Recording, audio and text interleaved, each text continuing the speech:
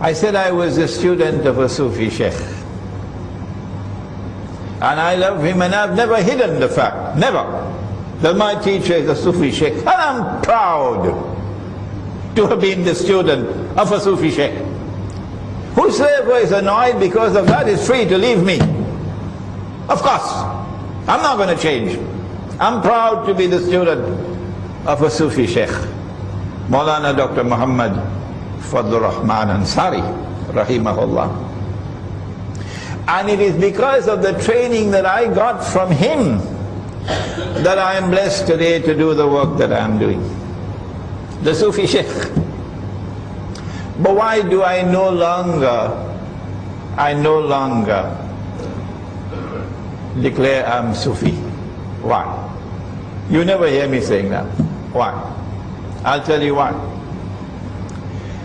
I do not want to have to answer for Sufi practices which I cannot defend. No. And secondly, I want to plead with the Sufi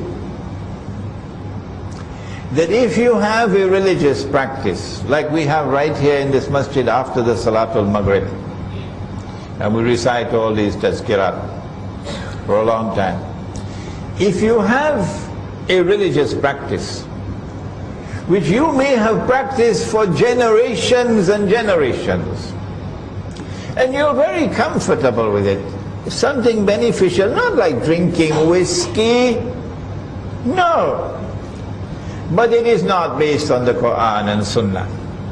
No. Even though it is beneficial, it cannot be something that is essential. No. If it is not in the Quran and not in the Sunnah, if the Aslaf did not practice it, it cannot be considered to be essential. Not at all.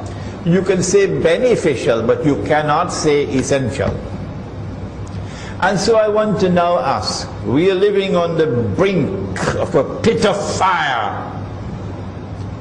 The world is going to be very, very different from what it is today in a short time from now.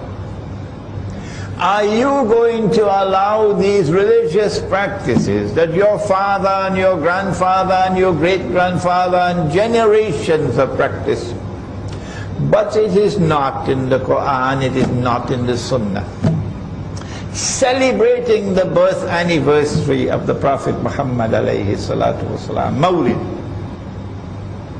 standing and reciting salams? Are you going to allow these religious practices to divide you from your brothers when they are not essential? What is more important? وَاعْتَصِمُوا بِحَبْلِ اللَّهِ جَمِيعًا وَلَا تَفَرَّقُوا. It is far more important to preserve the unity of the Jama'ah, the Sufi and the Salafi, than to insist on these religious practices which are not in the Quran and not in the Sunnah. So I have said, in our Muslim village, we will not allow in the masjid any religious practice which is not based on the Quran and the universally recognized Sunnah. And we will not allow it in our public life. But if I want to do it in my private life, that's my business.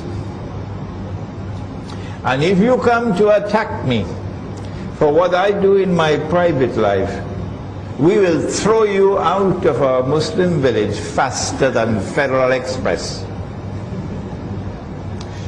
And I want to suggest this is the formula for unity. The Salafi who listens to me and who has his heart in the right place will recognize this is a workable formula for unity. The Sufi who listens to me and who has his heart in the right place would recognize that this is a workable platform, a workable formula for unity. And so now we end by reminding that we are living at a moment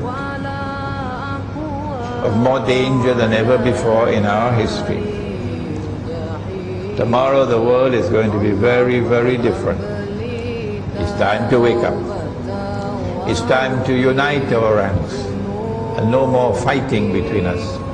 And so let the Sufi and the Salafi come together as brothers to each other.